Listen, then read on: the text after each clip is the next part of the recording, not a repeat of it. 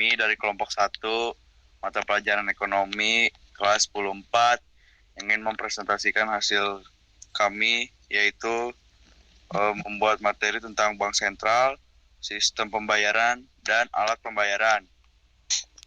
Sebelum kami memulai ke materi, izinkan kami memperkenalkan diri terlebih dahulu. Perkenalkan, nama saya Syifa Maulida Jatmiko. Saya Taila Zakiriadi. Saya Mikael Jonal Sirait. Saya Muhammad Roky Amarta Putra Rahman. Saya Nasila Fitriani. Saya Kiara Kinja Sriawan. Saya Tanasya Putri Anggraini. Langsung kita masuk ke materi. Yang pertama itu yang A, pengertian bank sentral. Bank sentral adalah lembaga negara yang bertugas mengatur dan menjaga kestabilan sistem keuangan serta nilai mata uang suatu negara. Di Indonesia, bank sentral adalah Bank Indonesia atau biasa kita sebut BI. Status bank sentral. Bank Indonesia merupakan lembaga negara yang independen, artinya bebas dari campur tangan pemerintah maupun pihak lain dalam menjalankan tugas dan wewenangnya. Selanjutnya ada fungsi dan tujuan bank sentral. Fungsi bank sentral itu menetapkan dan melaksanakan kebijakan moneter. Yang kedua, mengatur dan menjaga kelancaran sistem pembayaran. Dan yang ketiga itu menjaga stabilitas sistem keuangan. Tujuan dari bank sentral itu adalah, tujuan utama Bank Indonesia adalah mencapai dan memelihara kestabilan nilai rupiah, baik dari sisi daya beli atau biasa kita sebut inflasi, maupun nilai tukar.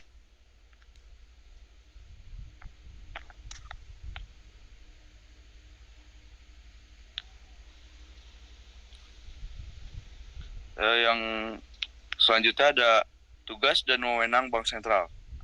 Bank Indonesia memiliki wewenang untuk, yang pertama, mengatur peredaran uang. Yang kedua, menetapkan suku bunga kebijakan. Yang ketiga, mengatur dan mengawasi sistem pembayaran. Yang keempat, menjaga stabilitas sistem keuangan.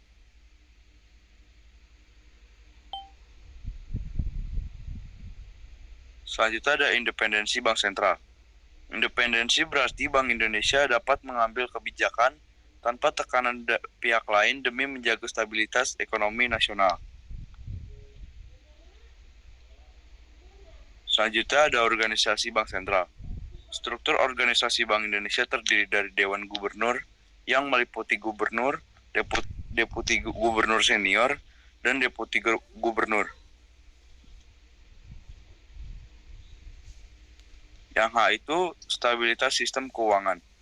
Stabilitas sistem keuangan adalah kondisi di mana sistem keuangan dapat berfungsi secara efektif, tahan terhadap gangguan, dan mampu mendukung pertumbuhan ekonomi.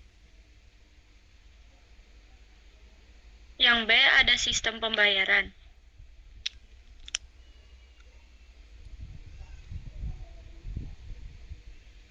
Sistem pembayaran adalah seperangkat aturan, lembaga seperti bank, dan mekanisme untuk memindahkan dana guna memenuhi kewajiban ekonomi. Mencakup metode tunai fisik dan non-tunai, kartu digital atau e-wallet atau transfer, yang memfasilitasi transaksi barang dan jasa secara aman, efisien, dan teratur, dipengaruhi oleh inovasi teknologi dan kebijakan. Sistem pembayaran di Indonesia. Sistem pembayaran di Indonesia terbagi dua utama.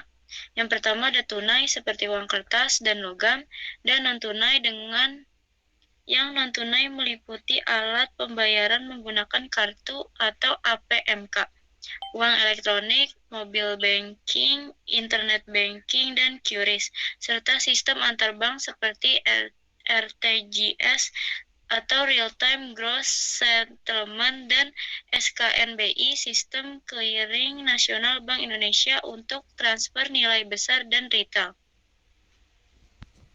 Yang kedua adalah rincian pelaku utama sistem pembayaran di Indonesia. Yang pertama itu ada Bank Indonesia, regulator dan operator. Regulator membuat aturan, memberikan izin, mengawasi, dan menjaga kelancaran sistem pembayaran nasional.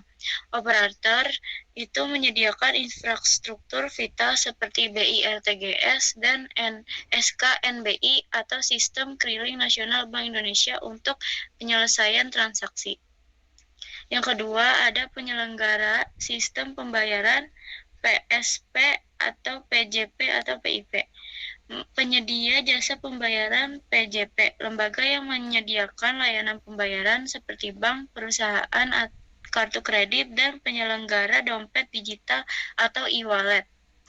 Penyelenggara infrastruktur sistem pembayaran PIP, lembaga yang mengoperasikan infrastruktur teknis, contohnya PT Kustodian Central Efek Indonesia atau KSEI untuk pasar modal atau penyelenggara keliling APMK. Yang ketiga ada peserta, bank dan lembaga keuangan lainnya. Bank umum dan lembaga keuangan yang menjadi anggota sistem pembayaran, yang terlibat langsung dalam pemrosesan transaksi antar peserta. Yang keempat, ada pengguna sistem pembayaran. Yang pertama ada individu, konsumen yang melakukan transaksi sehari-hari atau pembayaran belanja transfer. Kedua, pelaku usaha atau UMKM dan koperasi, menerima dan mengirim pembayaran untuk operasional bisnis. Yang ketiga ada pemerintah, melakukan pembayaran dan penerimaan negara secara elektronik.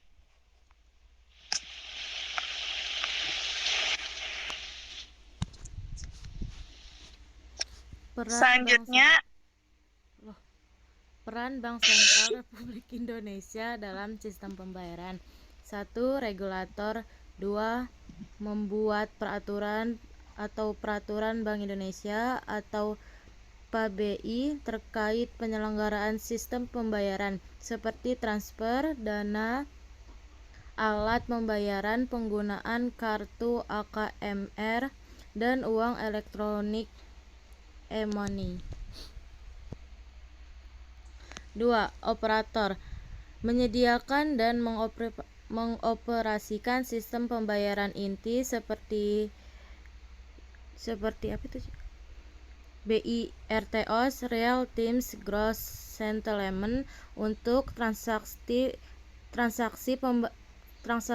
besar, dan SKNBI, Sistem Clearing Nasional Bank Indonesia, untuk clearing, serta BLSS untuk surat berharga. Yang C.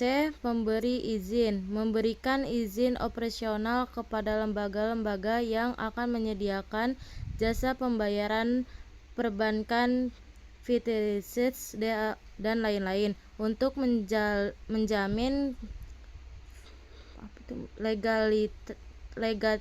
legalitas dan akuntabilitas. Yang D. Pengawas, mengawasi semua lembaga dan aktivitas dalam sistem pembayaran untuk memanfaatkan keamanan, efisien, perlindungan konsumennya, dan mencegah resiko seperti kelalaian, kejahatan siber.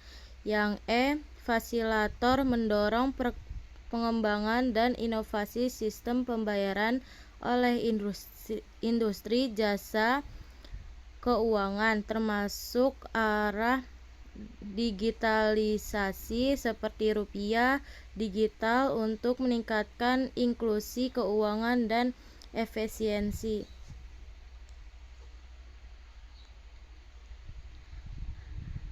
Yang keempat, resiko yang dihadapi dalam sistem pembayaran. Gangguan sistem, error teknologi atau listrik atau internet mati, resiko kredit. Pihak yang bertransaksi gagal membayar kewajibannya, resiko likuiditas. Kekurangan dana untuk menyelesaikan transaksi tepat waktu. Yang resiko hukum, peraturan tidak jelas atau sengketa hukum. Resiko keamanan atau fraud dan cyber, itu penipuan, peretasan, pencurian data.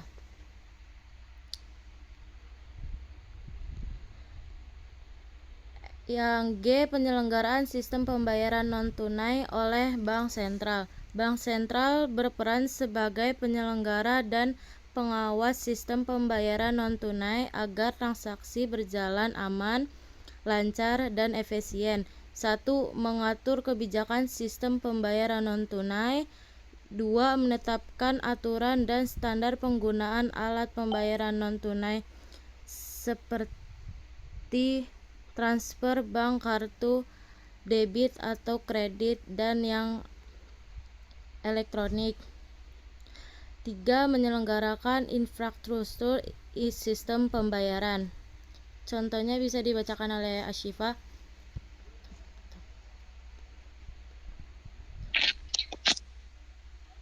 Contohnya sistem clearing dan transfer antar bank, misalnya BI Fast, agar transaksi non-tunai bisa diproses cepat dan aman. Yang pertama, memberi izin dan mengawasi penyelenggara. Yang kedua, mengawasi bank dan lembaga non-bank, fintech, e-wallet, supaya operasionalnya sesuai aturan dan melindungi konsumen. Yang ketiga, menjaga stabilitas dan keamanan sistem pembayaran. Yang keempat, mencegah gangguan sistem, penipuan, dan resiko yang bisa mengganggu perekonomian. Bank sentral memastikan sistem pembayaran non-tunai dapat digunakan masyarakat dengan aman, terpercaya, dan mendukung kegiatan ekonomi. Yang ke F, ada alat pembayaran tunai dan non-tunai. A. Pengertian alat pembayaran tunai. Alat pembayaran tunai adalah alat pembayaran yang digunakan secara langsung dan fisik dalam kegiatan transaksi jual-beli. Alat pembayaran tunai berupa uang kartal, yaitu uang yang sah dan dikeluarkan oleh Bank Sentral, Bank Indonesia, yang terdiri dari uang kertas dan uang logam. Pembayaran tunai dilakukan dengan cara menyerahkan uang secara langsung kepada pihak yang menerima pembayaran tanpa perantara. Alat pembayaran tunai memiliki sifat praktis supaya digunakan dan dapat diterima oleh semua lapisan masyarakat dalam transaksi sehari-hari. Yang B, ada pengertian alat pembayaran non-tunai. Alat pembayaran non-tunai adalah alat pembayaran yang digunakan tanpa menggunakan uang fisik secara langsung. Pembayaran non-tunai dilakukan melalui sistem perbankan atau teknologi digital dengan menggunakan alat atau media tertentu. Contoh alat pembayaran non-tunai. Yang pertama ada kartu debit, yang kedua kartu kredit, yang ketiga transfer bank, yang keempat uang elektronik atau e-money, yang kelima dompet digital, e-wallet seperti OVO, GoPay, Dana, dan sejenisnya, yang kelima QRIS code atau QRIS. C. Jenis-jenis pembayaran tunai dan non-tunai. Yang pertama, alat pembayaran tunai atau uang. Alat pembayaran yang digunakan secara langsung dalam bentuk fisik. A. Uang kartal, uang resmi yang dikeluarkan oleh Bank Indonesia. Uang kertas misalnya Rp1.000, Rp5.000, dan Rp100.000. Uang logam misalnya Rp500 dan Rp1.000. Yang kedua, alat pembayaran non-tunai. Alat pembayaran tanpa menggunakan uang fisik, melainkan melalui sistem perbankan dan elektronik. A. Alat pembayaran berbasis kertas cek, surat perintah dari nasabah kepada bank untuk membayar sejumlah uang, biliet giro, surat perintah pemindah bukuan dari satu rekening ke rekening lain. B. Alat pembayaran berbasis kartu debit atau ATM, kartu kredit, dan kartu prabayar, misalnya e-money dan kartu tol. C. Alat pembayaran elektronik atau digital, uang elektronik, e-wallet, contoh OVO, GoPay, Dana, dan ShopeePay, mobile banking, internet banking, dan QR code atau QRIS. Pengenalan QRIS atau Quick Response Code Indonesian Standard adalah standar kode QR nasional yang dibuat oleh Bank Indonesia agar semua pembayaran non-tunai di Indonesia bisa dilakukan cukup dengan satu kode QR. QRIS resmi diberlakukan sejak 1 Januari 2020. Sebelum ada QRIS, tiap aplikasi pembayaran seperti OVO, Dana, GoPay, ShopeePay, mobile banking, dan lain-lain punya kode QR masing-masing. Hal ini bikin ribet, terutama pada pedagang. Nah, QRIS hadir supaya satu QR bisa dibayar dengan banyak aplikasi. G. Kebijakan sistem pembayaran Indonesia.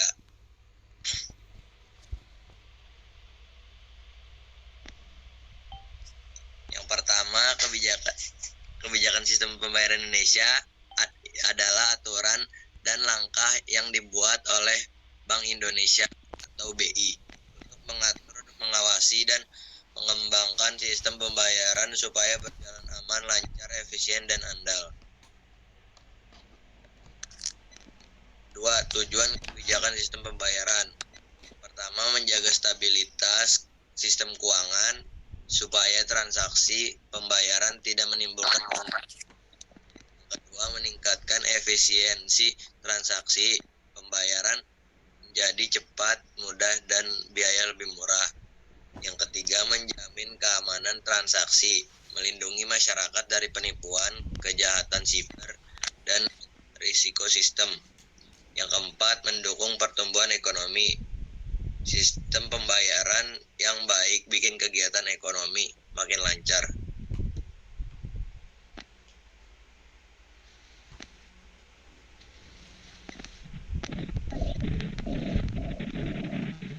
Itu adalah pembayaran, uang tunai, kartu debit atau kredit, uang elektronik, dan QRIS. Yang kedua ada perizinan dan pengawasan penyelenggaraan. Itu ada bank dan lembaga non-bank, itu e-wallet atau desain. Yang ketiga ada standarisasi sistem pembayaran. Contohnya itu ada QRIS, satu kode untuk semua pembayaran. Yang keempat ada manajemen risiko sistem pembayaran, mengurangi risiko gagal bayar, gangguan sistem, dan kejahatan digital. Selanjutnya ada contoh kebijakan nyata. Yang pertama ada penerapan QRIS sebagai standar pembayaran digital. Yang kedua ada pengembangan gerbang pembayaran nasional GPN. Yang ketiga ada dorongan transaksi non tunai asosiatif. Yang keempat ada pengawasan ketat terhadap sistem pembayaran.